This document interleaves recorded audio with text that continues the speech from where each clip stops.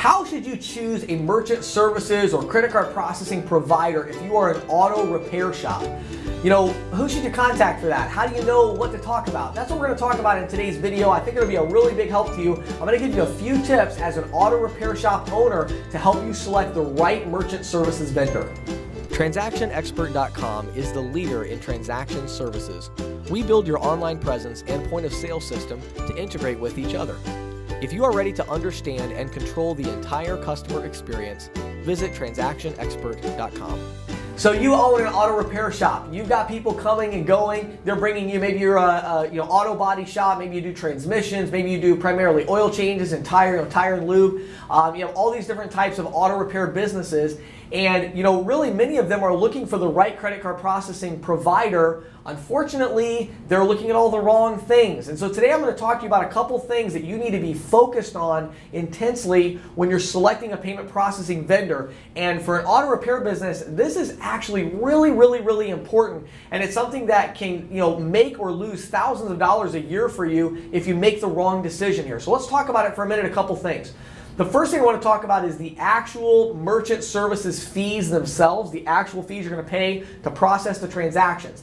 Now, if you're an auto repair shop, that means your average ticket size is probably pretty high. Your average ticket size, in other words, the average transaction you're going to run through your credit card machine probably is going to be over $100. Usually it's around $140, $150. If you're a transmission shop, it's probably going to be $400, $500, $600. So you're running larger transactions. So first of all, it doesn't matter what the transaction fee is. The per item fees, it's, you're currently, this is a common pitch, right? You get the salesperson in there, they look at your statement and they say, well, good night, you're currently paying 30 cents per transaction. I can do it for 25 cents. Who cares? Your average transaction is $500. Does it really matter if you save a nickel on that transaction? No. That matters if you have a hot dog stand. You don't have a hot dog stand, you have an auto repair business, so it doesn't matter about a nickel. What matters is the percentage fees. So what you got to look at is, if I was an auto repair shop, I would absolutely, without a doubt, want to be on interchange plus or cost plus pricing.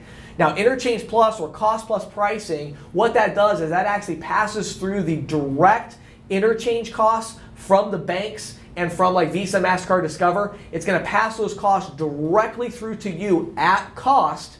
Then the credit card processing company is going to do a small markup over the cost. But the reason that's so important is because for your business, some of these transactions are going to cost only like $2 or $3 to run a $500 sale if it's a check card. But what happens a lot of times is you end up paying $25, $30, $40 for a transaction. You can literally save $20, $30, $40 on a individual transaction if you're on interchange plus pricing, because you're actually getting the true cost plus a set percentage markup. So first of all, I would not be on what's called tier pricing, which is where you have a qualified rate, a mid-qualified rate. So if you look at your statement and you see something like mid-qual or non-qual or qualified, something like that, you're on tier pricing. You need to get off of that. Get on to interchange plus pricing. It'll save you a lot of money if you're an auto repair shop. Specifically for your business type, you want to be on interchange plus pricing. So your main focus has got to be on those percentage fees. How much are you being marked up percentage-wise? Don't worry about the per item, the transaction fees. Now, a couple of things I want to talk to you about though that are actually really important. First of all, you need to protect yourself against a couple different kinds of fraud in your business. Number one, you need to make sure that you have electronic check processing. I would highly encourage an auto repair shop to invest. It does cost a little bit of money. There's transaction fees just like there are on credit card processing. But what that means is you get a check reader and you actually can take a check, a physical check, and you can run it into that reader and type in the amount, and it's going to convert that check into an electronic transaction. Now that does two things for you. Number one, it saves you a lot of time because you don't have to drive to the bank to get the, make the deposit and fill out all the big deposit slips. But more importantly, for an auto repair shop, it guarantees the transaction.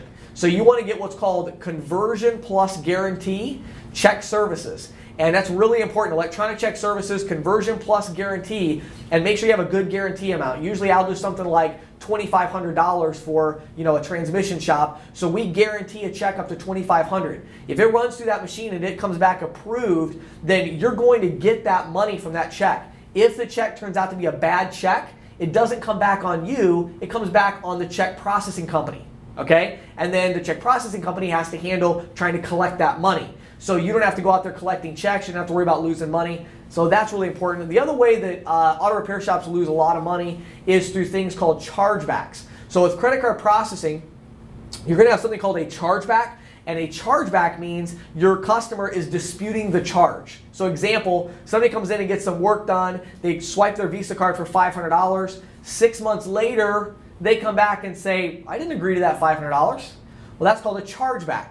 And unless you produce the right documentation in a very timely fashion, you're going to lose 500 bucks. That's a lot of money, and that's just one transaction. So you need to make sure you have a credit card processing company that will work with you on chargebacks. I actually have a whole series of videos on how to deal with chargebacks. Our company is all about helping our merchants resolve their chargeback issues that they have. But you want to ask somebody you're looking to work with on your transactions and say, if I get a chargeback, what are you going to do about that? How are you going to help me with that? And if they don't have a good answer, steer clear of them, because them saving you $3 or $4 a month on your merchant statement is not going to be worth very much when you lose $1,000 from a chargeback because they didn't know how to help you with it. Now, if you're looking for a real transaction expert that's certified and knows what they're doing, just go to transactionexpert.com, go to the top, click on Find a Local Expert, put in your zip code, and we'll take you right to the profile page of a local transaction expert that can help you with your transaction processing needs. My name is James Shepard. Thanks so much for watching this video.